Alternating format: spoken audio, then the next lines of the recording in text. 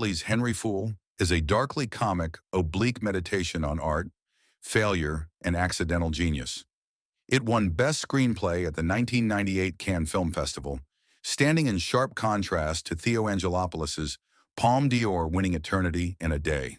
Where Angelopoulos offered silence and elegy, Hartley delivered chatter and satire, characters and performances. Simon Grimm, James Urbaniak, a garbage man beaten down by life, always shot askew, head tilted, gaze sideways. His posture embodies Hartley's worldview, oblique, quizzical, never direct. Simon's transformation into a world-famous poet is accidental, born from ridicule and exile. Henry Fool, Thomas J. Ryan, a drifter with satanic undertones, living in Simon's basement amid furnace flames. He claims literary brilliance through his confession, but his myth collapses, revealed as a janitor, not a prophet. His charisma mass failure, his myth-making exposed as counterfeit.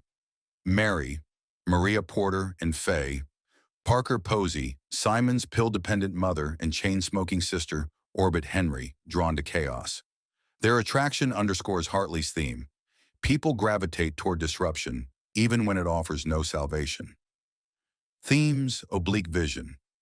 Simon's tilted gaze mirrors Hartley's filmmaking, characters and events viewed sideways, never head-on.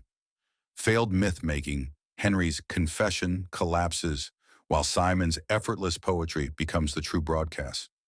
Grotesque interruptions. Vomiting and defecation scenes break Hartley's precise style, inserting bodily chaos into cerebral art. Ambiguity as meaning.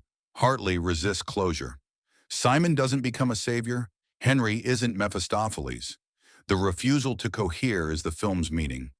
Accolades. Henry Fool won Best Screenplay, honoring Hartley's razor-sharp dialogue and ironic philosophy. Eternity in a Day won the Palme d'Or, privileging silence, mortality, and long takes. The split reveals Cannes dual axis, language versus image, satire versus elegy, collapse versus eternity. Simon's tilted head equals the broadcast signal askew. Henry's basement flames equals false Mephistopheles, counterfeit salvation. The world-famous poem equals accidental broadcast artifact, canonized by ridicule. The Cannes duel equals chatter versus silence, words versus eternity, collapse versus elegy. Henry Fool's cultural impact lies in its exploration of outsider art, internet-age fame, and the fragility of myth-making. It became a touchstone for indie cinema in the late 1990s, inspiring debates about literary taste, authenticity, and the uneasy relationship between genius and fraud.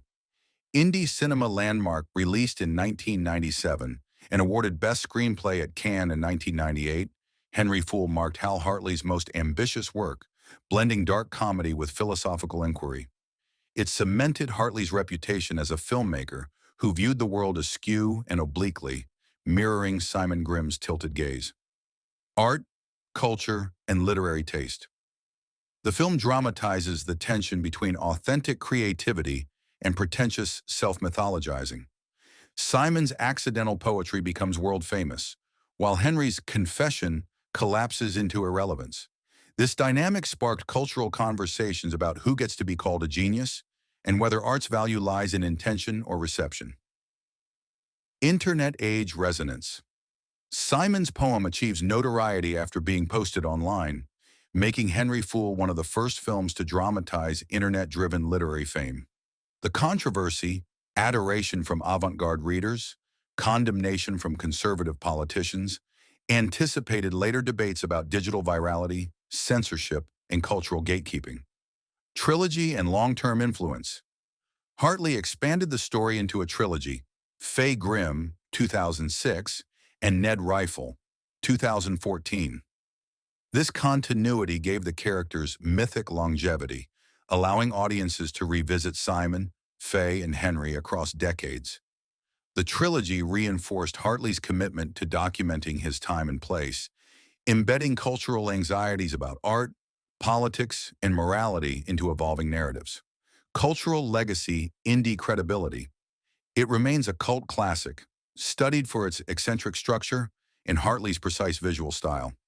Literary satire, it skewers pretension in art while elevating accidental genius, making it a cultural parable about authenticity.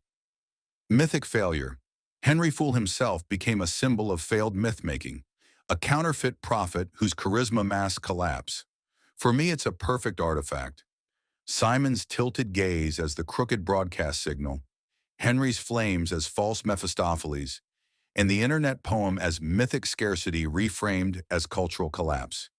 In short, Henry Fool's cultural impact is twofold. It canonized indie cinema's oblique style while foreshadowing the internet's power to crown accidental prophets and expose false ones.